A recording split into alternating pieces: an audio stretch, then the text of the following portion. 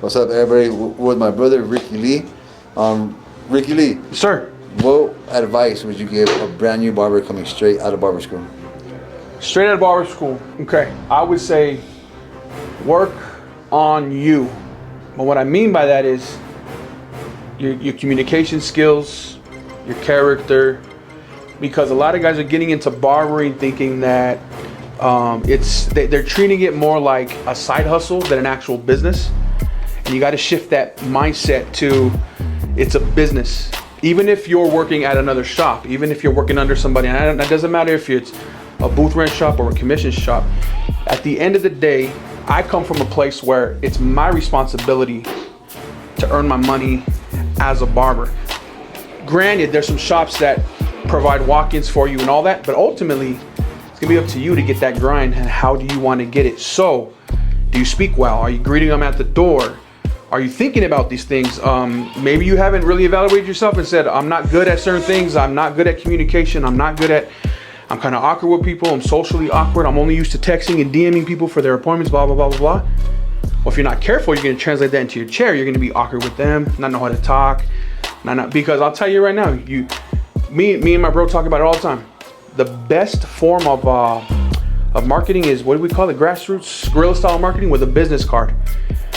It's how we built it. Hand them a card, shake their hand, welcome down, welcome sir. And then when they're in your chair, hello, how are you? What's going on? Oh, your name's Gary. I remember you, Gary, from the last time. Done, hooked. But if you don't got these skills, you're not gonna go very far. So I would say that.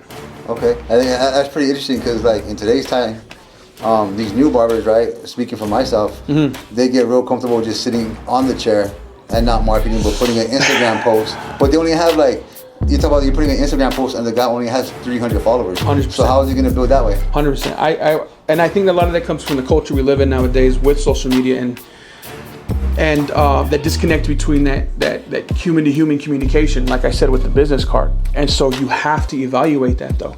If you treat your chair like a business, you treat the shop with the professionalism like a business, you'll start to think that you'll know that's not good enough.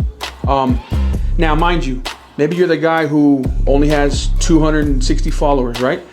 But then you spend the money to run a sponsored ad. Maybe your haircuts aren't quite there yet.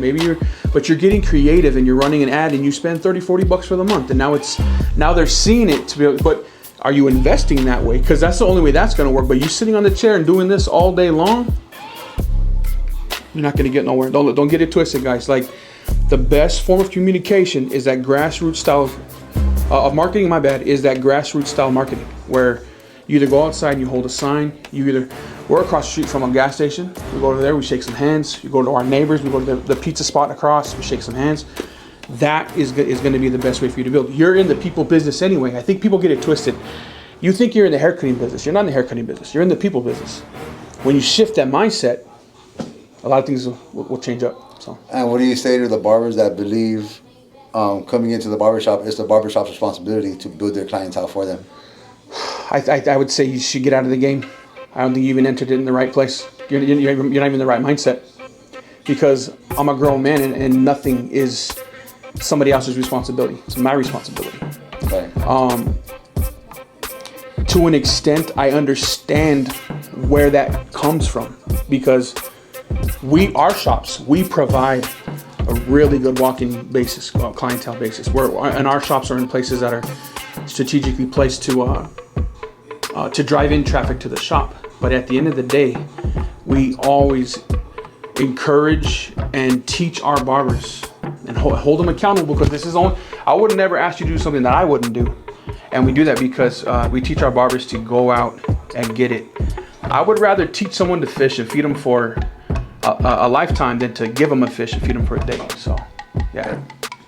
Cool, man. Well, thank you for your time. Appreciate you. Yes, sir.